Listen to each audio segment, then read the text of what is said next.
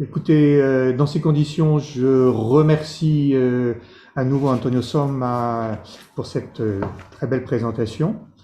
Et je vais donc passer la parole à notre deuxième intervenante, Sarah Nancy, qui est maître de conférence à l'Université Sorbonne Nouvelle, au département de littérature et linguistique française et latine, je ne me trompe pas, C'est ça. spécialiste de la littérature française du XVIIe, et que nous sommes très très heureux d'accueillir pour une période de délégation d'au moins une année qui vient de commencer. Et Sarah rejoint l'équipe notamment sur la thématique des études de genre. Sarah elle a commencé déjà à travailler avec l'équipe que dirigent Raphaël Legrand et Jeanne Roudet.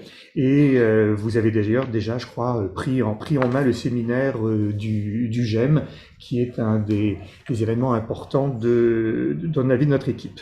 Voilà, et donc je vous passe la parole, je vous laisse présenter votre titre. Merci beaucoup.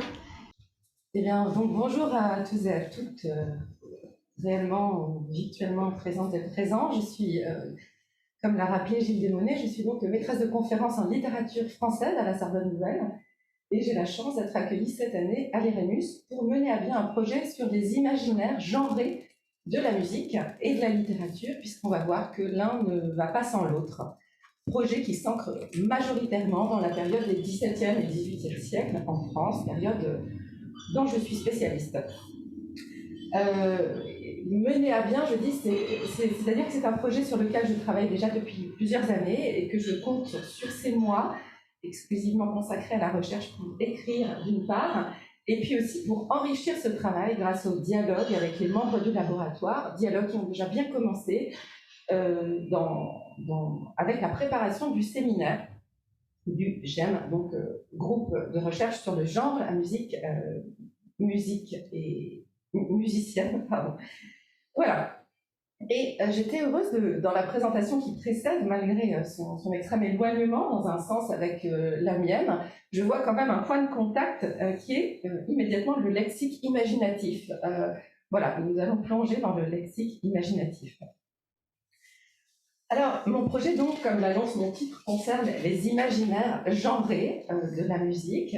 De quoi s'agit-il ? Je considère les discours sur la musique, et on le verra donc sur la littérature, qui mobilisent des références au féminin et ou au masculin, ou qui situent musique et littérature par rapport au féminin et au masculin. Et pour commencer, je vais vous proposer de regarder un florilège intentionnellement non ordonné, si ce n'est par la chronologie, pour vous proposer une sorte de plongée dans cet imaginaire. Le premier texte, je vais me contenter de lire, de présenter très rapidement chacun de ces petits extraits, qui a un effet suggestif. Le premier est un extrait de L'harmonie du monde, la musique du monde, par Kepler, qui tient ici un discours moral sur les intervalles. Mais la tierce mineure demeurant au plus bas lieu du premier ton, comme si elle était contente d'elle-même, faite par sa nature pour l'excès et pour la passion, elle est toujours comme la poule plaquée au sol, prête à recevoir le coq. Le deuxième petit extrait est tiré d'un petit traité, La langue française, de Jean Godard, où il fait l'apologie de la langue française et où il entreprend une description trait pour trait de la langue française, description qu'il fait lettre par lettre, ce qui est assez étonnant et original. Et alors, il dit en introduction à son petit traité, « Je regrette de voir que notre langue, la langue française, donc, ayant tant de vigueur et de beauté comme une parfaite nymphe, personne néanmoins ne décrit point les traits de sa face, la délicatesse de son teint, la majesté de son front, les éclairs de ses yeux, la taille de son corsage, la gravité de son corps, la grâce de son maintien, la proportion de ses membres et la juste égalité qui se trouve en tout son corps. » Troisième petit extrait, c'est le père Nicolas Cossin qui commente le style de son très volumineux ouvrage La Cour Sainte, qui est un ouvrage qui programme ou fantasme l'organisation politique, morale et religieuse de la cour, et c'est marqué par une vision très unitaire. de la cour. Alors, il commande son style. Ce n'est pas que j'affecte tant la politesse qu'il me faille 1 an pour hâtifier mon labeur, comme aux demoiselles des Sybarites. Les Sybarites, c'est un peuple de l'Antiquité, enfin, mentionné dans l'histoire ancienne, qui était censé être jouisseur et voluptueux. Donc, comme aux demoiselles des Sybarites, qui, allant à une noce, méditaient une année entière la façon de se bien coiffer. Mon œuvre ne peut ni ne veut tirer sa recommandation de petites mignardises, dont les écrivains qui n'ont d'autre visée que la délectation font trophée. J'ai cette consolation d'avoir traité des points en mon livre, fort salutaire pour les mœurs, que j'ai tâché d'accompagner d'un parler non mignard et affecté, mais d'un style mâle et ferme, qui n'a point appris à faire la guerre avec des armes dorées.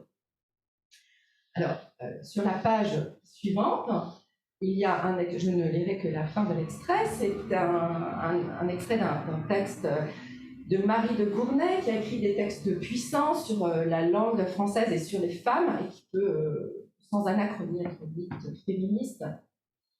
Et dans ce texte, elle pointe précisément ici l'imposture de certains intellectuels hommes qui s'octroient du mérite par le simple fait de mépriser leurs semblables, et notamment les femmes. Alors, je lis la fin. Ces traits de mépris de tels docteurs en moustache sont en vérité fort commodes, selon le goût populaire, à relever le lustre de leur sapience, puisque pour mettre un homme en estime auprès du commun, cette bête à plusieurs têtes, du commun, surtout en la cour, il suffit que cet homme méprise celui-ci et celui-là, et qu'il jure être quant à lui le prime del monde, à l'exemple de cette pauvre folle qui croyait se rendre un exemple de beauté, pour s'en aller en criant par nos rues de Paris, les mains sur le côté, « Venez voir comme je suis belle ». Le 5e extrait, c'est un tout petit extrait d'un discours de Pierre Corneille, où il établit la différence entre comédie et tragédie, ici à partir des sujets qui doivent être traités par l'une et par l'autre. Et il écrit, l'extrait est connu, « La dignité de la tragédie demande quelque grand intérêt d'État ou quelque passion plus noble et plus mâle que l'amour, telle que sont l'ambition ou la vengeance, et veut donner à craindre des malheurs plus grands que la perte d'une maîtresse. » Dans la page suivante, je donne quelques extraits de définition du dictionnaire de Furetière pour montrer que dans la définition des adjectifs mâle et molle dans leur sens moral, il arrive très vite à des considérations sur les manières d'écrire ou de parler. Mâle se finit par un style mâle pour dire ferme, énergique. Il est opposé à fleuri, à efféminé. Molle, on dit aussi du langage qui est molle et affecté. Donc, ce qui m'intéresse, c'est de voir qu'en partant d'un emploi moral de ces adjectifs, il arrive très rapidement à des considérations sur la manière d'écrire et de parler. Ensuite, un extrait d'un traité du père Voisin qui répond à l'abbé d'Aubignac. Le père Voisin est un contempteur acharné du théâtre et très précisément ici, il reprend l'abbé d'Aubignac qui lui essayait de sauver de la condamnation les comédiens en disant que les pères de l'Église notamment en fait ne condamnaient que les mimes, et le père Voisin contredit l'abbé d'Aubignac en disant que non, tous les comédiens sont bien concernés. Donc il parle d'Aubignac. Ne devait-il pas encore avoir appris de ce grand docteur, Tertullien, que ceux qui se déguisent en filles sont appelés efféminés? Nous voyons Achille, dit-il, se vêtir en fille, se coiffer, se farder, consulter le miroir, former sa gorge et avoir l'oreille percée comme un efféminé. Puisse donc que les comédiens se déguisent en filles et en femmes, on ne peut pas nier que le nom d'efféminé leur convienne. Voilà. Le texte suivant, c'est un extrait du très plaisant ouvrage de Jean-Louis Le Cerf de la Vieille-Ville au début du XVIIIe siècle, comparaison de la musique italienne et de la musique française, où il compare le poète et le musicien associés pour la composition d'un opéra à une femme et son mari. Le poète sera le mari, le musicien, la femme. J'avance un petit peu vite. Le texte suivant, c'est une pique mauvaise de Baculard d'Arnaud à l'encontre de Madame Dubocage qui avait fait jouer une tragédie en vers Les Amazones en 1749. On peut nommer cette pièce Les Menstrues de Melpomène, qu'elle se contente de régner au lit et qu'elle nous laisse le théâtre. Enfin, le dernier extrait est une déclaration du narrateur à l'ouverture du Neveu de Rameau, qui revendique la liberté de laisser aller ses pensées hors des chemins tout tracés et qui conclut par « mes pensées, pardon, ce sont mes catins ». Alors, voilà, je vous ai peut-être un petit peu plongé comme ça dans une constellation sans direction, mais qui, je crois, met vraiment sous les yeux et aux oreilles également ce qu'on peut entendre par imaginaire genré de la musique et de la littérature. Ma question maintenant, c'est que faire et comment faire, puisque, comme je l'ai annoncé, je vais essayer d'exposer quelles sont les questions de méthode posées par ce travail et puis quels en sont les enjeux. Comment faire avec ces discours? Parce que je ne crois pas trop m'engager en disant que ces imaginaires peuvent donner envie de faire ou dire quelque chose, de réagir. Davantage, par exemple, que d'autres imaginaires qui servent régulièrement à parler de ce qu'est la musique et la littérature, comme les imaginaires de la nature, de l'architecture, de la guerre, de la mer. Ce sont des imaginaires fréquemment invoqués pour parler de ce à quoi sert, ce que devrait faire la littérature et la musique. Mais l'imaginaire genré a cette vertu première de faire réagir, et notamment parce que le féminin y est surreprésenté, et très souvent de manière négative, comme on l'a vu avec ce florilège. Alors quand on ne se contente pas d'en sourire tranquillement, après tout, l'article dans lequel j'ai trouvé la référence à Kepler parlant de la poule plaquée au sol pour la tierce d'heure, commente cette image en s'amusant du ton badin et de la drôlerie de l'exemple, et puis passe à autre chose. Bon, on peut ne pas se contenter d'en sourire, et puis légitimement être exaspéré, indigné ou au moins intrigué. Et je dis légitimement parce que l'argument de l'anachronie, à l'époque c'était normal, ou bien ce n'est pas ce que ça voulait dire, quoique souvent tout à fait rationnellement, objectivement recevable, n'est pas en fait sur le même terrain que cette envie de réagir. Pourquoi ? La raison en est que l'on sait bien que les représentations ne sont pas que de simples représentations, qu'elles parlent du monde et ne sont pas sans effet sur lui, même à travers l'histoire.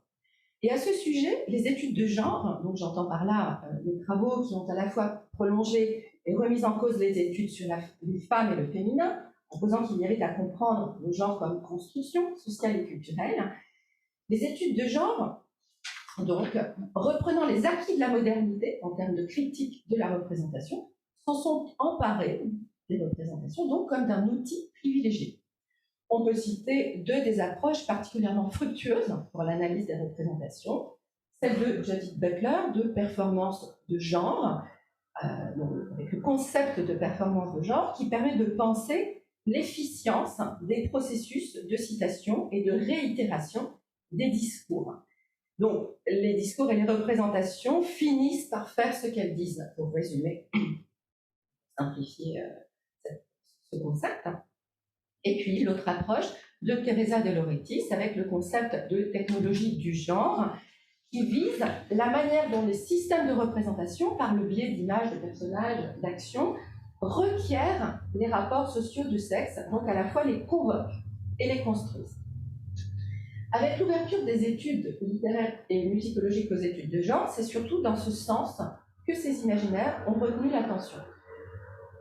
Ces imaginaires genrés sont souvent analysés comme les traces d'un ordre culturel et social soutenu par le langage verbal. Et je vous donne par exemple une citation de l'ouvrage de Françoise Escale en 1999, c'est un extrait de Musique et différentes des sexes. Elle note: 2 siècles de commentaires verbaux sur la musique ont chargé, investi de paroles, ces lignes et ces schèmes. On nous a dit et répété que ce qui est faible et doux, c'est féminin, et ce qui est fort et énergique, masculin. Le langage verbal, par sa médiation, a été le vecteur, la courroie de transmission, et c'est lui qui a décidé du sens, qui a nommé. Et puis, un autre petit extrait tiré de l'argumentaire d'un colloque qui s'est tenu en 2015 et dont les actes sont à paraître, musique et genre, et qui, parmi les autres sujets à aborder, parmi toutes les propositions, proposait par exemple d'analyser ce que j'appelle les imaginaires genrés, proposait d'étudier comment les constructions sociales de la masculinité et de la féminité ont pu imprégner la façon de penser ou d'écrire la musique, ainsi que la manière dont ils participent plus globalement à la pérennisation des modes de représentation genrée au niveau social. Ainsi conçue, l'étude de l'imaginaire genré est alors utile pour éclairer, par exemple, la constitution du canon, je pense aux travaux de Marcia Citron, l'assignation théorique de rôles genrés dans la production et la réception, ou les phénomènes d'inclusion et d'exclusion des hommes et des femmes dans le champ des pratiques littéraires et musicales. Étudier l'imaginaire genré revient ainsi souvent à parler des stéréotypes comme de ce qui exige d'être déconstruit et à pointer les phénomènes de répétition, les effets de série. Et c'est là que je propose un pas de côté, et pour expliquer ce pas de côté, je vais revenir sur le cas qui a été déclencheur de ce projet. Donc je me permets de revenir sur un article qui est déjà paru, mais qui était pour moi l'occasion de déployer une méthode nouvelle. C'était pour le colloque « La musique a-t-elle un genre ?» à Saint-Étienne en 2016. Et je m'étais amusée à prendre la question « La musique a-t-elle un genre ?» au pied de la lettre et à voir quel genre la musique se voyait attribuer en remontant l'histoire depuis le tube de Laurie Anderson au Superman, 1981, jusqu'au CID, 1637, en passant par l'opéra de Massenet, 1885. Ce parcours m'avait été indiqué par une rencontre de hasard, la dédicace que fait Laurie Anderson de sa chanson au Superman à Massenet, qui est en fait incluse dans le sous-titre, mais à laquelle je n'avais jamais prêté attention, alors même que c'est anecdotique, mais il se trouve que c'est une chanson qui a bercé mon enfance. Donc, elle dédie sa chanson à Massenet, je n'y avais jamais prêté attention, et cela s'explique, c'est connu, mais en fait, ça n'est pas l'objet d'un intérêt particulier, parce que au Superman est une reprise de l'air du Cid de Massenet, au souverain, au juge, au père. Bon, au souverain, au juge, au père, devient le au Superman. Voilà, vous connaissez la suite. Alors, je m'étais amusée à étudier les circonstances d'écriture de la chanson, ses procédés parodiques, et ce que dit elle-même Anderson de l'usage du vocodeur. Donc, j'en donne un extrait ici. Elle parlait de la voix de l'autorité que lui prête le vocodeur. Et j'avais montré comment cet hommage, parce qu'il n'y a pas d'ironie, je crois, c'était la conclusion, une des premières conclusions, comment cet hommage de Laurie Anderson à Jules Massenet, tendre et humoristique, dénonce au passage la rigidité de la posture masculine de l'auteur-créateur en super-héros et symétriquement les faux semblants du culte de la musique comme féminine. Mais en me penchant sur l'opéra de Massenet, j'avais vu ce qu'Anderson ignore ou ne peut pas voir, à savoir la dimension sinon féministe. En fait, on trouve cet adjectif, mais son terme est difficilement compréhensible, mais on trouve l'adjectif féministe. Donc la dimension sinon féministe, du moins féminine, que les contemporains du compositeur ont pu reconnaître à son opéra. Et qui, dimension féminine de l'opéra de Massenet, qui n'est pas sans rapport avec l'admiration que Massenet voue à Wagner, auteur d'une des formules les plus connues de cet imaginaire genré, à savoir la musique est femme. Et on peut montrer qu'il y a une communication entre cette admiration pour Wagner de Massenet et puis la dimension féminine qu'il donne à ses opéras. Et là, je vous donne juste une citation de Debussy, qui reconnaît en quelque sorte des capacités d'empathie avec les femmes de la musique de Massenet. Jamais Massenet n'a montré aussi bien que dans Werther la qualité charmante des dons qui en font l'historien musical de l'âme féminine. J'avais comme ça récolté un petit ensemble de citations qui reconnaissent une dimension féminine aux opéras de Massenet. Dimension féminine notamment emblématisée par Chimène, par le personnage de Chimène, chantante, mise au centre de son opéra, par contraste avec le chef-d'œuvre cornélien. Une troisième incompréhension apparaissait alors, ou un autre aveuglement, celui de Massenet et de son époque, à l'encontre du Cid, ne voyant justement en Chimène que la victime d'un ordre poético-moral paternaliste, alors même qu'à l'époque de Corneille, comme le montre suprêmement la querelle autour de la pièce, c'est bien à Chimène que Corneille confie les enjeux transgressifs de la pièce. Et de cela, on peut voir un exemple avec les citations de Scudéry, totalement révolté par le personnage de Chimène, qui la traite de monstre, sinon naturel, elle est traitée également de prostituée. Voyons à quoi sa solitude est employée, à faire des pointes exécrables, des antithèses parricides, à dire effrontément qu'elle l'aime ou peut-être qu'elle adore. Ce sont ses propres mots, ce qu'elle veut tant haïr. Voilà, elle dit plus loin ce monstre à propos de Chimène. Voilà. Alors, que montrait ce parcours?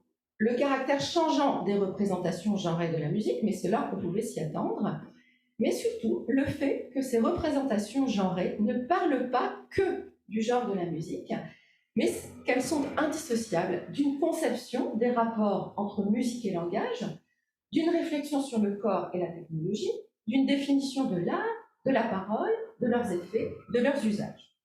Et c'est cette direction que j'ai voulu suivre à l'issue de ce travail. Considérer d'abord l'imaginaire genré dans sa portée métapoétique, c'est-à-dire dans ce que cet imaginaire dit des fonctions et effets attribués à la littérature et à la musique, sans que cela présage de la réalité de ces fonctions, mais de ce qu'on s'imagine devoir être le rôle et la fonction de la littérature et de la musique.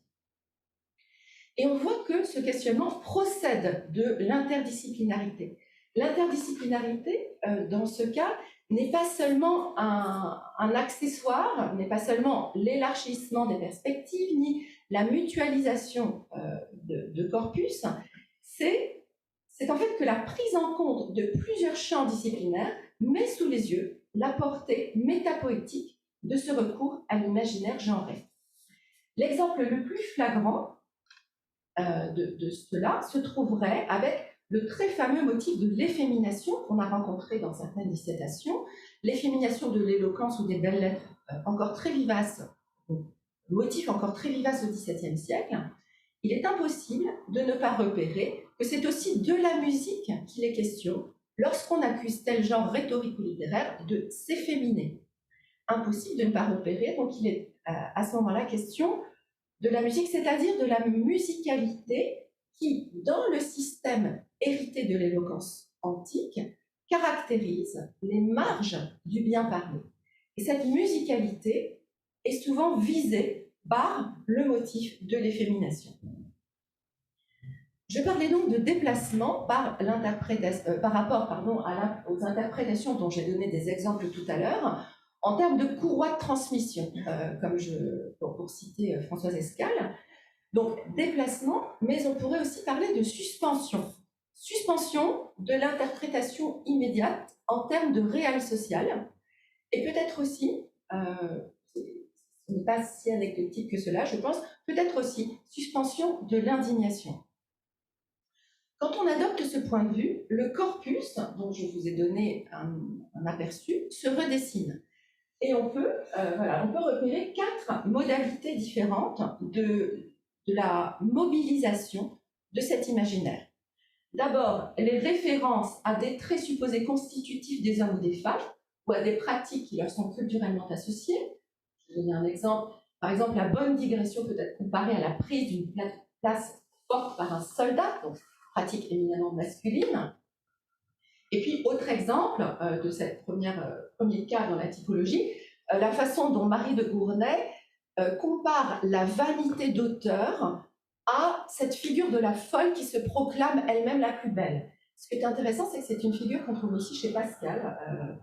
Il va parler, quand on parle de fausses beautés, des fausses beautés poétiques, il reprend, on retrouve cette figure de la femme qui se proclame elle-même reine de village. C'est l'expression de Pascal. Le deuxième cas, c'est le motif d'une atteinte à l'intégrité masculine avec l'effémination. Et là, j'ai replacé la citation que je donnais tout à l'heure du père Cossin. Le troisième cas dans la typologie, donc le petit c, ce sont toutes les figures, allégories, métaphores, métonymie. Alors, exemple d'allégorie avec Jean Godard, la langue en belle femme. Et puis un autre exemple, dans la comparaison toujours de Leclerc entre Leclerc de la vieille ville entre musique italienne et musique française, la musique italienne est représentée comme une vieille coquette raffinée, chargée de rouge, de blanc et de mouche. alors que la musique française, par comparaison, va être représentée comme une femme dont la beauté est naturelle. Enfin, le quatrième élément de cette typologie, ce sont les scénarios théoriques qui mettent en scène des comportements types. Les hommes auditeurs des voix de femmes, les femmes lectrices ou les femmes locutrices, comme dans cette citation de Bourse, ou on est dans un moment de promotion de la manière de parler des femmes. Promotion peut être imaginaire, il n'empêche que dans les scénarios théoriques, ce sont les femmes qui sont données comme exemple du bien parler. Voilà. Donc, bien sûr, on le voit, enfin, je propose ici une typologie, mais c'est un autre point cette typologie fait apparaître l'extrême diversité des modalités de rapprochement, des rapports aux référents, et même des degrés de consistance de ce référent. Elle est donc utile, cette typologie, pour résister à l'égalisation, du moins résister à une mise en série systématique, et cela au profit de trajets, comme je l'ai fait par exemple dans l'article évoqué. Des trajets qui permettent de confronter, de comparer, de mettre en évidence des paradoxes et des discordances. Alors, bien sûr, c'est un autre point méthodologique majeur. Ces trajets se font dans un corpus nécessairement composite. Je brasse, on le voit, des traités, des dialogues, des extraits de correspondance, des fictions à dimension théorique, de nombreux autres types de textes, corpus théorique, composite et transversal. Il faut, je cite ici une formule du XVIIe Louis van Delft, qui avait travaillé beaucoup sur l'anthropologie au XVIIe siècle, sur les moralistes. Il faut adopter une perspective cavalière. C'est absolument nécessaire pour avoir les effets de confrontation qui donnent un résultat. Après tout, ce type de démarche m'est familière depuis ma thèse, et donc j'essaie, avec toute la rigueur possible, hors d'un corpus clos, de tracer des trajets. Et c'est comme cela que j'ai conçu la structure de l'ouvrage sur lequel je travaille en ce moment. Il y a un premier trajet autour de l'effémination, dont la persistance tout au long du XVIIe siècle accompagne, selon moi, une redéfinition des belles lettres, comme lieu central où se réfléchit le rapport amoureux et donc particulier, non public, à l'opposé de la vocation publique de l'éloquence. Il y a ensuite un deuxième trajet autour du corps, majoritairement féminin, quand bien même les femmes réelles sont très peu en cause, et dont je voudrais montrer qu'il met en évidence des conceptions divergentes de la manière dont les productions littéraires et musicales doivent et peuvent porter la présence de leurs auteurs, et dont les productions peuvent servir à représenter les auteurs. Un troisième trajet autour de l'amour et du désir, qui montre comment l'érotisme hétérosexuel devient un élément assumé du rapport à la littérature et à la musique, sans que ce ne soit nécessairement assimilable à une libération. J'ai en tête Diderot et mes pensées sur le Catin. Et quatrième point, un trajet autour de la question des ensembles, mixtes ou non. On y suit l'émergence de nouveaux modèles d'univers non mixtes, où sont censés se fabriquer et se transmettre les œuvres littéraires et musicales. Il y avait eu avant la promotion de la mixité avec la civilité, elle-même succédant grossièrement à la hantise du mélange et du rapprochement. Et du coup, en étudiant ces nouveaux univers non mixtes, comme par exemple avec les genres du roman ou du conte de fées, ce qui m'intéresse, c'est de voir que cette exclusivité féminine est tout de suite en partie fictive. C'est-à-dire que des auteurs hommes vont se faire passer pour des femmes, ou alors par exemple, des périodiques sont adressés à des destinataires féminines fictives.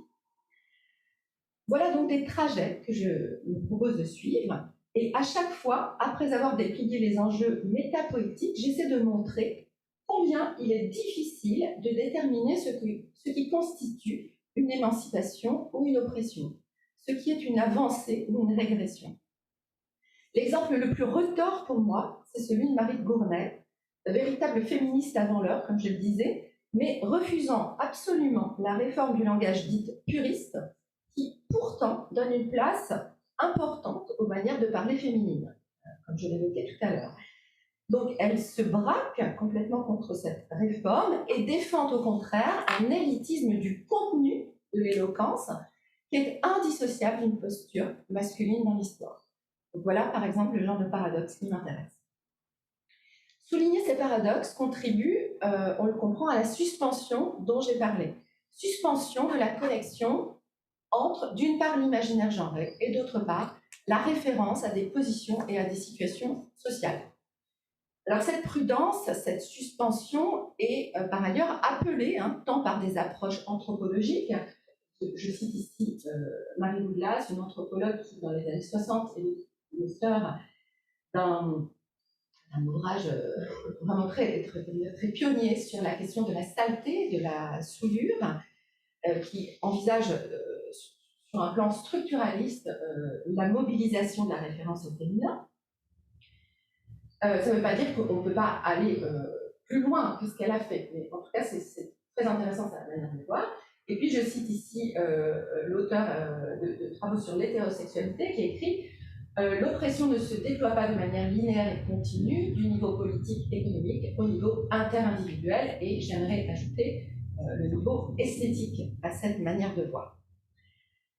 Mais suspendre n'est pas nier. Mon objectif n'est pas de professer le relativisme, ni de conclure à l'innocuité totale de ces imaginaires. Je ne compte pas, comme l'auteur de l'article que je décris tout à l'heure, me contenter de complimenter le ton badin de Kepler avec sa poule plaquée au sol. Et j'en viens aux enjeux les plus importants pour moi. Je gage que ce type d'exploration est un point d'accès privilégié à ce que peuvent faire littérature et musique en termes d'identité de genre. Je fais l'hypothèse que ces imaginaires genrés, en tant qu'ils soutiennent des définitions de la littérature et de la musique, sont particulièrement utiles pour repérer des régimes esthétiques de genre, expression que je forge à partir de la notion de régime de genre que j'emprunte à l'historien Didier Lett et dont je donne ici la définition. Un agencement particulier et unique des rapports de sexe dans un contexte historique, documentaire et relationnel spécifique. Donc pour le dire encore autrement, je crois pouvoir ainsi accéder aux ambitions qu'on confie à la littérature et à la musique à un moment donné, aux craintes qu'elle transporte avec elle, aux places qu'elle propose, places où peut s'inventer, temporairement ou non, une identité de genre. D'où mon titre, donner le la, donner le, titre évidemment que je donne pour plaisanter, mais qui en même temps qui pointe quelque chose qui est au cœur de mon interrogation, donner, c'est-à-dire parfois certes assigner, mais aussi bien rendre possible, sans d'ailleurs que l'une ou l'autre option, assigner ou rendre possible, ne permette de présager ce qui est préférable. Pour donner un exemple un petit peu au pied levé, je suis par exemple prête à considérer, si je reprends la discussion entamée par Catherine Clément dans l'opéra de la défaite des femmes, et puis reprise entre autres par Caroline Abatté, si je reprends la discussion sur le fait qu'un certain type d'opéra, celui qui se laisse épingler par le cliché de la voix féminine, émotion à l'état pur, certes, un certain type d'opéra programme une jouissance spécifiquement masculine, mais je dirais que pour cela, ce type d'opéra propose et permet de devenir homme à tout le monde, et que le masculin est peut-être cela, n'est peut-être que cela, une place disponible, temporairement ou non. C'est en tout cas une expérience que je connais. Cette hypothèse des régimes esthétiques de genre ne règle pas le problème des inégalités de genre dans le réel social, bien sûr, mais elle propose, selon moi, une vision de la littérature et de la musique plus utile. Alors, utile, j'entends par là plus juste, mais aussi peut-être plus optimiste.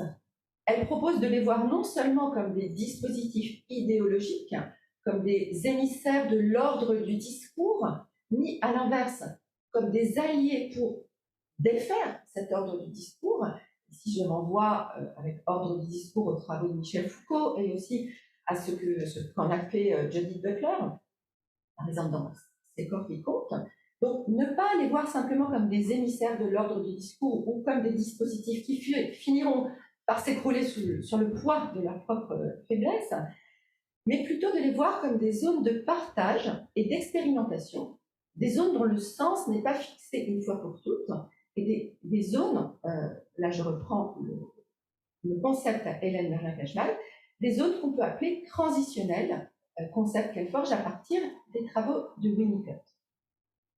Je donne un extrait très court, mais qui, je pense, déjà apercevoir ce qui est important à propos de l'extériorité et de l'intériorité, où elle oppose une économie, un fonctionnement de l'éloquence à celui qu'elle recherche dans la littérature, la transitionnalité.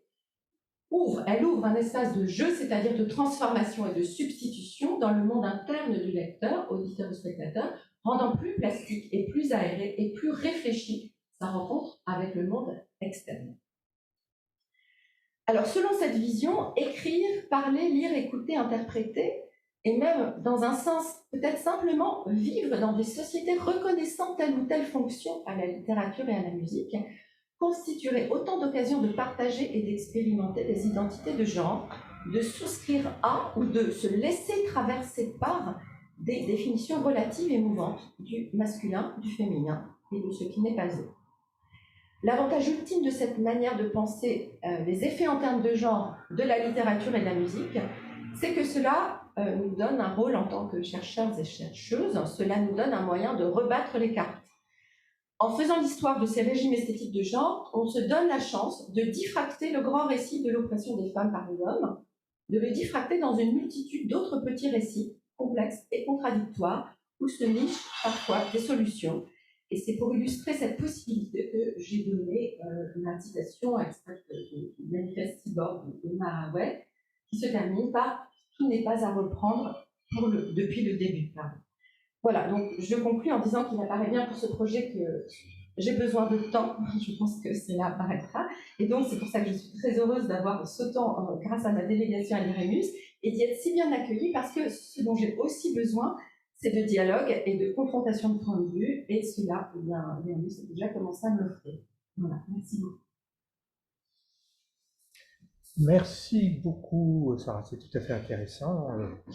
Je pense qu'il y aura sans doute des réactions, des questions de la part de nos collègues qui sont en ligne.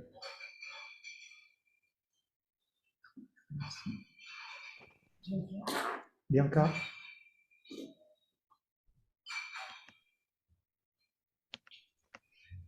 Bianca, je vous passe la parole. Peut-être qu'il y a Raphaël Legrand qui voudrait faire un commentaire, je suppose, avant, oui. Raphaël? Non, mais Bianca peut tout à fait commencer, il n'y a pas de raison. Je parlerai après. Merci alors. Merci beaucoup pour cette présentation, c'était très très intéressant. Je me demandais, parce que moi je suis plutôt du côté de la musique, pas trop de la littérature, donc ça m'a beaucoup éclairé sur certains aspects, mais je me suis demandé si à tout hasard vous auriez eu l'occasion, ou si vous pensez proposer des parallèles entre cet imaginaire, ce référentiel de genre masculin, féminin, meule, etc., du côté de la musique. Donc, vous avez donné un premier exemple dans vos florilèges, vous parliez par exemple de l'intervalle de tierce mineure comme étant en quelque sorte féminin. Et ça m'a fait penser donc aux écrits de Suzanne McClary et de ses revendications pour une musicologie féministe. Je me suis dit, si vous avez eu l'occasion de peut-être vous pencher là-dessus, ou si vous pensez le faire, ou si vous vous concentrez exclusivement sur la question du texte. Merci. Merci, oui. Oui, c'est très intéressant. Alors, je connais bien sûr l'ouvrage de McClary, traduit par Catherine Deutsch. En fait, ce qui est intéressant quand pardon, dans l'ordre. Là, par exemple, la citation de Kepler fait écho, enfin, peut faire penser à tout un corpus de, je reprends l'expression de Raphaël Legrand, de sexage des éléments musicaux, des sexages des procédés de composition. Théodora Psycholiou, on avait donné un certain nombre d'exemples dans un article qu'il a fait pour La musique à tel un genre. Il y a les modes majeurs et mineurs, il y a l'opposition entre mélodie et rythme, par exemple. Donc ça m'intéresse aussi beaucoup. Ce sont donc les discours sur des procédés de composition. Il y a aussi des discours sur les instruments, puis des discours sur la manière d'interpréter, et aussi des discours sur les auditeurs et auditrices. En fait, il y a plusieurs points comme ça où on retrouve cet imaginaire genré. Raphaël Legrand aussi a travaillé là-dessus à propos de Rameau, dans la théorie de Rameau. Ce sont des choses qu'on retrouve. Donc ça m'intéresse beaucoup. qui est intéressant quand on prend l'exemple de Maclary, c'est qu'on voit qu'elle se situe au même endroit, enfin pour défaire l'oppression qu'elle lit là-dedans, eh bien, elle va se situer au même endroit, d'une certaine manière. C'est ça qui est très intéressant. C'est qu'on pourrait, enfin, on voit bien par exemple que ce n'est pas ce que je fais, je vais considérer ça comme des discours que je vais faire jouer les uns avec les autres, alors que, bien pardon de le mettre comme ça tout à coup en dialogue avec Susan Maclary, mais en fait, ce que je veux dire, c'est que je ne peux pas faire l'économie de l'historiographie de ces phénomènes.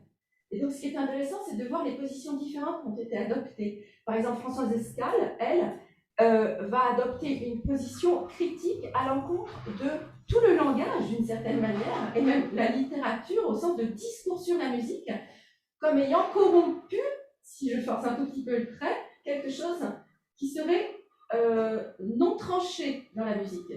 Alors que ce qu'a fait Susan Maclary, c'est qu'elle est allée sur ce terrain même de la réflexion sur les procédés pour essayer de montrer quelle oppression peut s'y jouer et aussi comment ça peut être défait. Par exemple, dans mon article de Superman aussi, je citais son analyse de Au Superman, où elle montre qu'elle déjoue en permanence harmoniquement les attentes binaires.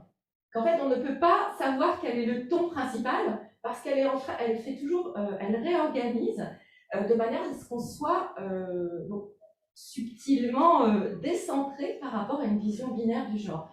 Donc, moi, ce qui m'intéresse dans des approches comme ça, c'est qu'en fait, elle-même, elle porte une réflexion sur cet imaginaire.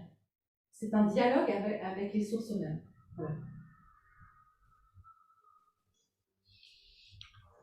Raphaël?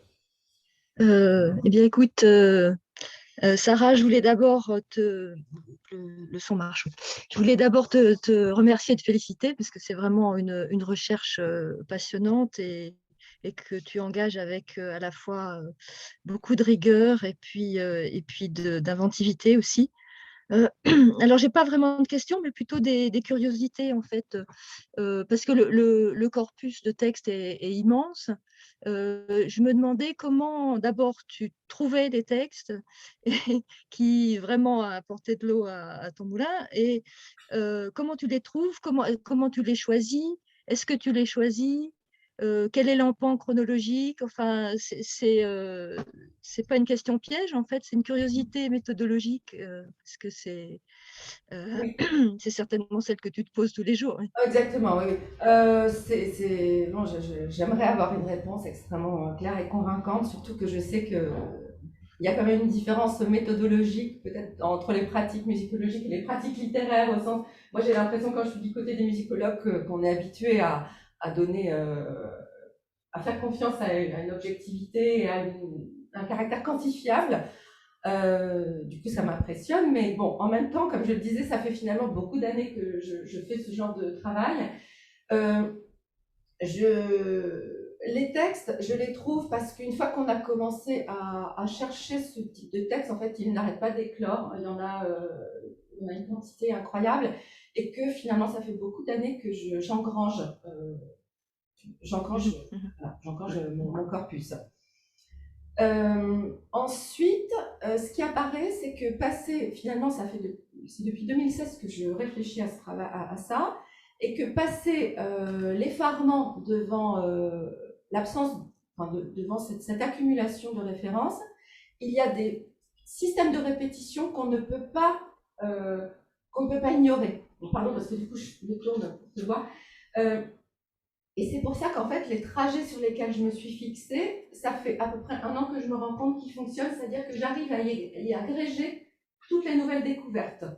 La question de l'effémination, elle est absolument centrale, on ne peut pas passer à côté, c'est d'ailleurs la face la plus visible, c'est la partie émergée de l'iceberg de cet imaginaire genré, qui en plus, qui entraîne avec elle la question de littérature et musique. C'est vraiment la question centrale. La question du corps aussi, je me rends compte maintenant que la question du corps, qui est quasiment toujours féminin, alors même que les femmes ne sont pas convoquées comme autrices ou comme auteurs, elle s'impose. Quatrième, c'est la question d'amour et du désir. Pareil, en fait, ça permet de considérer les fantasmes de conjugalité, la question du désir homosexuel ou hétérosexuel, et aussi la question de l'engendrement, qui finalement en fait recoupe la plupart des choses que j'ai rencontrées. Enfin, la question des ensembles mixtes ou non mixtes, là aussi m'a permis en fait d'organiser. Donc c'est vraiment un travail inductif que j'ai fait. Je suis obligée d'assumer que j'ai travaillé à partir comme ça, de manière à faire une percée anthropologique.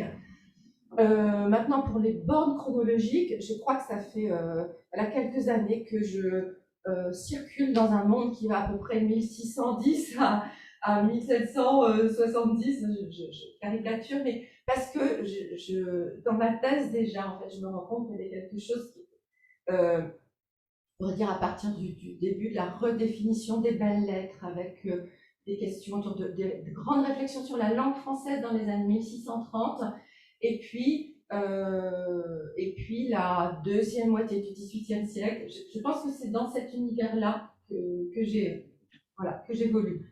Maintenant, tant que je n'ai pas écrit mon livre, je crois que je n'aurai pas un discours clair et convaincant sur la nécessité du corpus.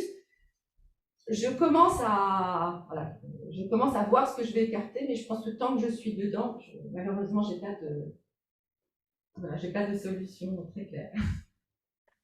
Non, c'était pas du tout une critique sur la constitution du corpus, c'était au contraire, j'étais émerveillée de voir autant de textes différents convoqués. Je comprends que c'est en fait le fruit de très longues années. Et ma question de l'empan chronologique, c'était aussi parce que tu as cité Massenet, enfin, il y a il y a des questions qui changent quand même, même s'il y a de grandes continuités. Au XIXe siècle, il y a des éléments enfin, il y a des mutations sur les imaginaires. De la musique aussi, on finit par féminiser les compositeurs. Il y a des compositeurs féminins comme Mozart ou Massenet. Et je me demandais aussi si tu sentais des moments de rupture ou de mutation, mais si tu travailles sur la fin du XVIIIe siècle, tu vas les sentir là, hein, parce qu'il y a un mouvement de bascule aussi. Mais c'est ça. Merci beaucoup. Pour compléter, en fait, si j'essaie aussi de situer mon centre de gravité au XVIIe, XVIIIe, c'est parce que ce sont des périodes qui font l'objet d'un discours sur elles-mêmes qui est très intéressant. C'est-à-dire toute la modernité s'est construite dans un rejet d'une image du XVIIe siècle comme grand ordre phallogocentrique. Et donc, ce qui est intéressant, c'est que ces siècles-là, je pourrais presque dire plus que le 19e, ont fait parler par réaction hostile et souvent en termes genrés. Et c'est d'ailleurs quelque chose que tu as abordé avec ton article sur baroqueer. Il y a une sympathie justifiable, enfin légitime, mais pas seulement, aussi fantasmée, entre une certaine modernité et le baroque. Donc, l'avantage très grand du XVIIe, et puis des mouvements qui s'initient vers le XVIIIe, c'est qu'en fait, c'est un objet de réflexion et de discours sur lui-même très intéressant, que n'est pas exactement le XIXe, pas de la même manière. Merci beaucoup. Je crois que merci. Catherine Deutsch souhaitait également s'exprimer. Catherine, à toi. Oui, bonjour à tous et toutes, et bonjour à Sarah. Merci pour cette présentation de ton projet dont on a déjà un petit peu parlé, mais je vois aussi comment tu as développé toute ta réflexion depuis le texte publié dans La musique a-t-elle un genre. Et moi, j'aurais peut-être aussi des points pour lesquels j'aimerais bien discuter avec toi, puisque tu nous engageais à ça. Déjà, j'ai beaucoup peur. Enfin, je trouve cette idée que la musique, en fait, est un lieu d'expérimentation de choses qu'on n'a pas nécessairement le droit d'expérimenter dans la vie extra-musicale. Alors, je suis en train de reformuler complètement la manière dont tu l'as exprimé tout à l'heure, mais c'est comme ça que je l'ai compris. J'aime bien cette idée, je l'avais un peu, moi aussi, de mon côté, j'avais commencé à réfléchir là-dessus avec la question de l'exposition à la sexualité, par exemple, à travers la musique, notamment au XIXe siècle, mais sans doute aussi avant. où finalement une jeune fille peut avoir une expérience érotique à travers la musique et qu'elle ne peut pas l'avoir à travers la littérature. Et du coup, pour moi, c'est un petit peu dans ce même sens que tu es en train d'aller quand tu dis finalement, on peut expérimenter la masculinité. Moi-même, je l'ai expérimenté à travers la musique. Et donc, on pourrait sans doute écrire une histoire de ça. Et ça, je trouve que c'est vraiment absolument passionnant, en fait. Donc, la musique, même une musique qui semble pas du tout transgressive, peut amener en fait à une transgression par l'expérience auditive ou par l'expérience en tant que spectateur, spectatrice. Donc ça, j'aimerais bien, si on a l'occasion, continuer d'en discuter.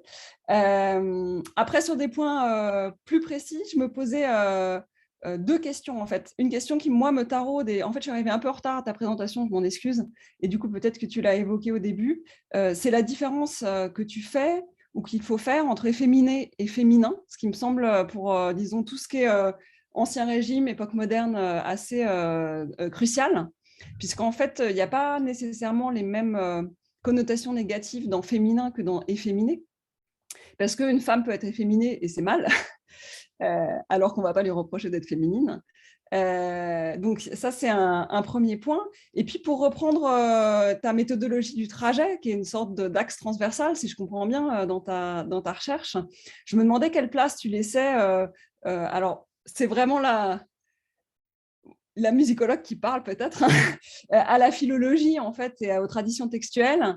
Et du coup, finalement, dans ta recherche de trajet, est-ce que tu essayes de retracer des archéologies, en fait, des métaphores à travers l'étude de traditions textuelles qui, du coup, se placeraient dans une perspective strictement philologique, en fait, sans rester accroché à la philologie, mais en prenant ça comme point de départ. Je ne sais pas si j'ai été très claire dans ma question. Oui, pardon, je te redemanderai peut-être qu'est-ce que tu entends exactement du coup par strictement philologique. Tu veux dire Donc, par l'étude des textes et des traditions textuelles, en fait, comment est-ce que typiquement une expression va être reprise d'un auteur à l'autre, transformée d'un auteur à l'autre, dans cette logique de retracer l'histoire des traditions textuelles. Oui, alors merci beaucoup Catherine, ça me fait très plaisir. Je trouve ça assez joli d'être en train de discuter avec toi, même si c'est pas en vrai, alors que je suis à l'Irénus et que tu n'y es plus. Mais voilà, on va passer par le coup. Alors, ce que tu dis sur... Pardon, je mets ma vidéo, excuse-moi, là tu ne me voyais pas. Voilà, je ne suis plus simplement une voix, mais je un visage. Voilà. Alors, ce que tu dis sur le premier point, j'aime beaucoup comment tu reformules la question des expérimentations qu'on peut avoir dans certains lieux et dans certaines occasions. Oui, alors j'ai le même, du coup, j'ai la même excitation à l'égard de cette idée, et ça n'est pas qu'une excitation. Enfin, je veux dire, j'ai l'impression que plus je lis des textes, ces textes théoriques, d'ailleurs, justement, il faudrait peut-être que je précise que j'entends par théorique, mais plus je lis ces textes, plus je me rends compte qu'ils parlent aussi de cela. Et c'est vraiment là, je voudrais donner au texte, au discours sur la musique et la littérature, la chance d'être entendu comme parlant de cela. Voilà, ça c'est donc je suis contente que tu aies compris ça. Et d'ailleurs, c'est pour ça que théorique, c'est en fait un mot qui est un peu un mot boulet pour moi, parce que les textes théoriques, ça ne donne jamais envie à personne. Or, en fait, je me suis, je n'en ai pas parlé là, mais il y a un autre thème, une autre manière de voir les choses qui, je pense, rend plus justice à ce que j'essaie de faire, c'est de parler d'imaginaire linguistique. Alors, c'est une... pardon, c'est un terme qui est employé par Anne-Marie Oudebine, et elle parle de l'ensemble des comportements des locuteurs et leurs attitudes à l'égard de leur production. J'aime bien cette idée, que je ne travaille pas tant sur une théorie surplombante que sur des textes qui témoignent d'une manière de se représenter le rapport à la langue, à la littérature et à la musique. Et du coup, en ça, ils nous donnent accès à des expériences qui, en effet, ne sont pas celles de la vraie vie. Et sinon, sur ce que ça implique du point de vue de la façon de penser la musique, il y a récemment, je lisais le petit ouvrage de Nicolas Cook, je ne sais plus comment ça s'appelle, il y a petit dans le titre, mais Very short introduction. Voilà. Une très courte introduction, c'est ça? Pardon? Introduction to music, quelque chose comme ça. Oui, voilà, une petite introduction, toute petite introduction à la musique ou je ne sais pas quoi. Dans sa conclusion, j'aime bien la manière dont il se démarque d'une interprétation en termes de représentation. Et il parle d'optimisme aussi. Enfin, vraiment, je l'ai relu récemment, mais il dit si la musique et la musicologie sont toutes deux des moyens de créer du sens plutôt que de simplement le représenter, alors nous pouvons voir la musique comme un moyen d'avoir accès à un ailleurs culturel ou historique. Et il parle d'arène où se négocie la différence des sexes. Je trouvais ça étonnamment parlant pour moi, en fait, dans cette manière du coup de penser la musique hors finalement d'un certain binarisme de représentation, non-représentation. Et donc je pense que ça peut permettre d'envisager des situations où quelque chose est vécu dans l'expérience de la musique. Alors sinon, pardon, la deuxième question que tu me posais, je me souviens de celle sur la philologie, mais excuse-moi. Ah oui, pardon, je te propose de rediscuter. Toi, comment tu t'articules les notions d'efféminé et de féminin? Ah oui, féminin. Oui, alors ça, pour le coup, ça peut être deux en un. Ma réponse, c'est qu'il y a une véritable philologie, en fait, du motif de l'effémination, en fait, qui apparaît, on le sait, dans les textes de Platon sur la musique, et puis dans les premiers textes sur l'éloquence. La naissance, l'invention de la rhétorique se fait avec ce contre-modèle de l'effémination, c'est-à-dire dans un univers masculin, du point de vue de l'éloquence. Donc, ce qui distingue d'emblée l'effémination du féminin, et qui va continuer dans toute la tradition qui hérite de cette conception antique, c'est la notion d'altération et de perte d'intégrité. C'est la dynamique de l'altération qu'il y a dans effémination, qu'il n'y a pas dans féminin. Donc, c'est vraiment la grande différence du coup de l'effémination, c'est que c'est toujours un mouvement d'entame de quelque chose qui devrait être. Ce qui explique d'ailleurs que ce soit si détaché du féminin et que donc des hommes puissent être efféminés et que des femmes puissent être efféminées. C'est vraiment un processus. Et donc, pour répondre à ta dernière question, oui, bien sûr, pour beaucoup de motifs, en fait, ça m'entraîne dans des fils philologiques depuis des premières occurrences jusqu'à la manière dont certains motifs sont à l'infini revisités. C'est pour ça, en fait, aussi que, pour reprendre ce que disait Raphaël, finalement, on arrive à réduire au sens presque chimique cet immense continent du corpus, parce qu'il y a vraiment des motifs qui sont repris, rejoués dans des phénomènes de citation qu'on ne peut pas ignorer. Donc il y a des fils comme ça que je vais reprendre. Oui, le fil des sirènes, j'en ai déjà un petit peu parlé, mais l'effémination en est un. Voilà. Mais ça j'aime beaucoup le faire, ça. Donc ça m'excite toujours de faire ça. Voilà. Merci. En tout cas, juste un dernier mot. La matrice italienne, à mon avis, est assez importante aussi comme réélaboration de la pensée platonicienne et notamment du fameux livre 5 de la République, puisqu'en fait, les mots qui sont utilisés par Platon ne sont pas efféminés, mais c'est mou. Je sais que Théodora est parmi nous, et du coup, il y a déjà une réinterprétation durant le début de l'époque moderne de la distinction entre le viril et le mou, qui devient viril et efféminé, à mon avis, mais peut-être que là, c'est moi qui vois midi à ma pendule, pendant la Renaissance italienne, en fait, et les traductions italiennes. Oui, mais ça, ce qui est intéressant, c'est que du point de vue littéraire, la France du XVIIe est beaucoup moins platonicienne enfin, la grande différence qu'aristotélicienne. Donc, en fait, c'est pour ça aussi qu'on retrouve une autre logique. Platon est beaucoup moins présent. Là, récemment, donc, j'ai lu le livre d'Anne Piéjus sur la censure, tout ce qu'elle montre sur la vision de la musique qui est donnée dans la Renaissance italienne. Je vois le fossé avec l'imaginaire de l'éloquence, auquel d'ailleurs peut être rattachée la musique en France, presque à la même époque. Aristote domine à ce moment-là. Voilà. Bon, Catherine, on espère que tu continueras à participer à nos débats.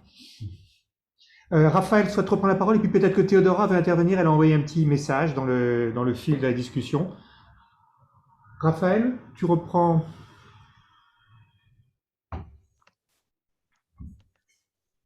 Oui, dans le cas de Théodora, je sais pas, mais je me demande si elle n'est pas en train de participer au colloque de la SFM qui a lieu en même temps.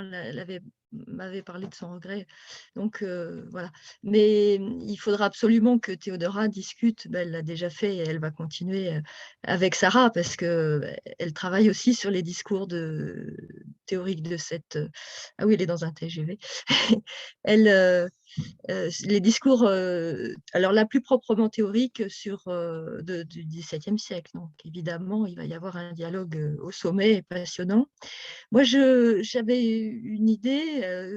Le sujet est déjà immense, mais bon, je comprends très bien que ce n'est pas un problème que ce soit immense si tu arrives à trouver des axes, des trajets, comme tu dis. Et là, c'est tout à fait passionnant. Je me posais la question de la figure, de l'allégorie et du corps féminin de la musique, on pourrait dire, ou de la littérature, ou d'une certaine forme de musique ou de littérature. Ça serait agrandir encore le questionnement, mais il y a toute la question des allégories picturales de la musique en tant que corps représenté par un corps féminin, que Florence Gétro a travaillé, ici aussi à l'Irimus. Donc, sans ouvrir, tu restes dans le texte, sans ouvrir complètement à la peinture, il y aurait un dialogue à établir sur ce plan-là, sur la mise en scène du corps féminin de la musique. Oui, alors la bonne nouvelle, c'est que Florence Gétro va parler au séminaire de l'iconographie de César Ripa.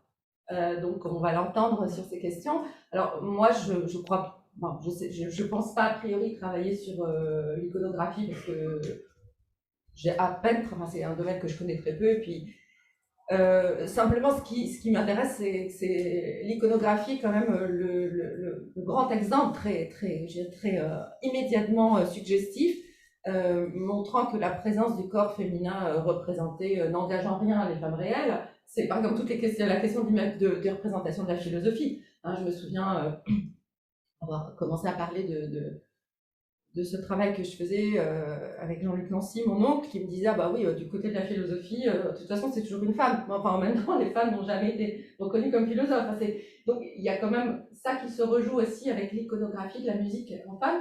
Et du coup, ce qui est là encore, je trouve que c'est les vertus de l'interdisciplinarité, c'est qu'on voit qu'il n'y a pas du tout la même chose du côté de la littérature. L'éloquence a pu avoir des représentations féminines, mais ce qu'ont montré certains chercheurs, c'est que dès la naissance de l'éloquence, toutes les représentations, même iconographiques, féminines de l'éloquence, disparaissent.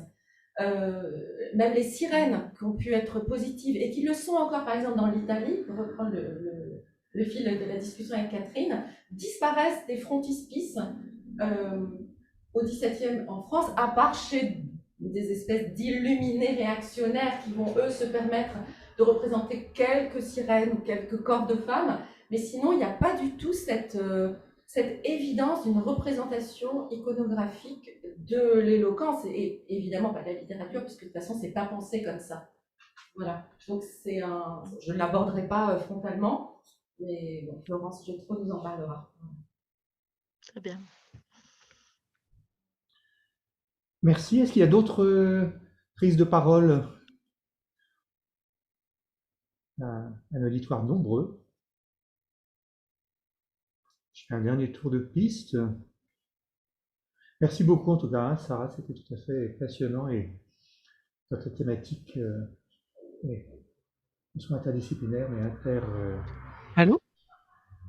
Margot Chollet qui souhaite prendre la parole. Oui.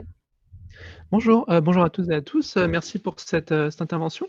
J'avais une question par rapport à la beauté qui est dans les textes littéraires souvent associée à une posture de passivité. Et dans la musique, ça me semble quelque chose de beaucoup moins évident parce que dans le chant féminin, à mes yeux, c'est une posture beaucoup plus active dans l'action. Donc du coup, je me demandais si vous observiez une tension particulière entre la passivité à laquelle les figures féminines sont renvoyées et l'action de chant des femmes ou l'action féminine tout simplement. Alors, quand vous voulez dire une passivité, c'est-à-dire que la beauté, par exemple, vous pensez à des fictions dans lesquelles les femmes belles la beauté comme quelque chose qui les situe comme objet désirable, c'est ça que vous voulez dire? Oui. Oui, alors je vois l'opposition que vous voulez faire. En effet, dans le chant féminin, c'est associé à un effet actif. Ça, c'est pour le coup, c'est tout l'imaginaire depuis l'Antiquité des voix de femmes séductrices, hein, donc qui ont pour effet qui font effet.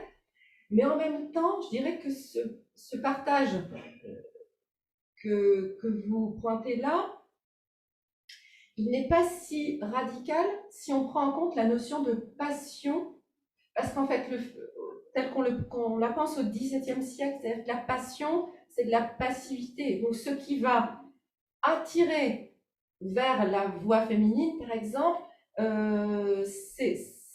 n'est qu'un mouvement, qu'une dynamique passive, elle aussi, qui ne fait pas forcément du chant féminin un véritable moteur actif. Je ne sais pas si vous voyez ce que je veux dire. C'est-à-dire que je dirais dans le texte du XVIIe, puisque donc, Marco a suivi mes cours de littérature française, donc c'est des questions qu'on a déjà abordées.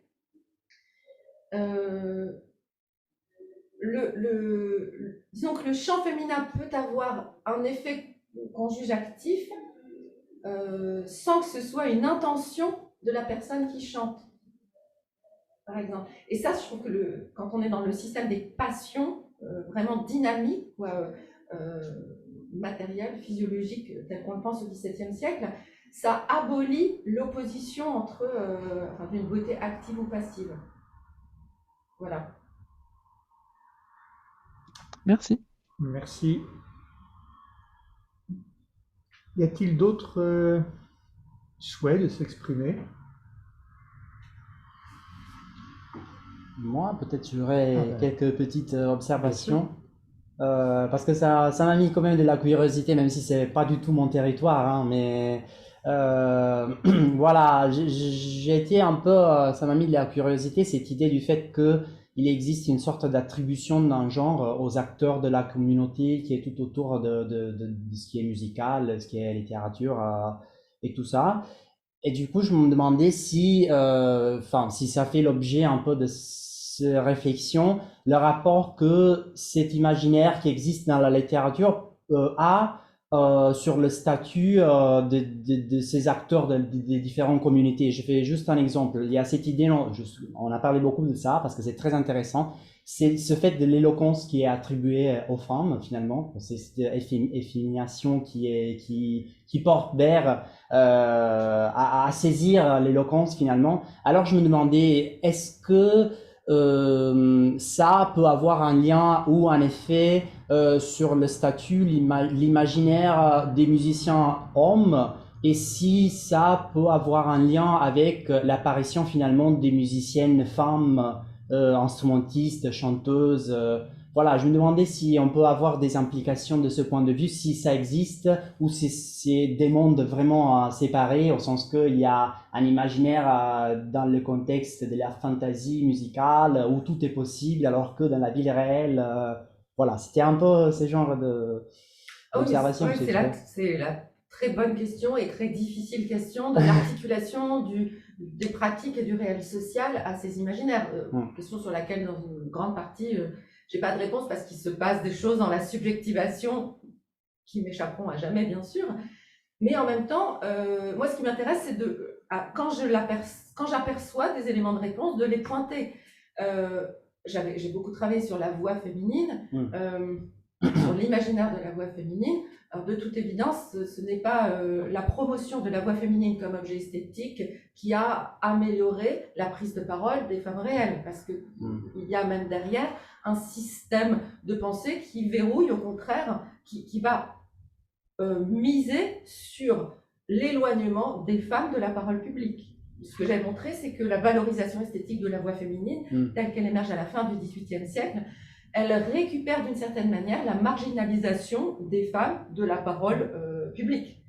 C'est une sorte d'inversion enfin, ça n'est pas qu'une inversion comme un gant se retourne, mais il y a un petit peu de ça. Ce qui auparavant faisait la mise à l'écart d'une certaine parole des femmes va être tout à coup investi de connotations positives parce que c'est ineffable, inexprimable, et donc c'est pas ça qui va profiter aux femmes réelles, voilà, pour le dire vite. Et donc il y a des points, il y a des moments où on saisit des articulations, comme par exemple quand la mode du roman ou du conte du fait réputé féminin, des auteurs qui vont se glisser sous une identité féminine. Donc il y a des moments comme ça où on peut saisir quelque chose de cela, mais c'est des petits moments, c'est là la bonne question. De ce qui est progrès ou pas, en fait, c'est très très difficile. Si déjà je peux contribuer à dire que c'est difficile, c'est déjà pas mal en fait, plutôt que de croire que c'est facile. C'est super intéressant, merci. Est-ce qu'il y a d'autres? Non, je crois qu'on a pas. Si personne d'autre ne souhaite prendre la parole, je vais remercier à nouveau nos deux intervenants, Sarah et Antonio, et je donne rendez-vous à tout le monde au 18 novembre pour la prochaine séance de l'IREMUS présente. Je souhaite à tout le monde une très bonne journée et merci à toutes et à tous d'être présents pour ce séminaire.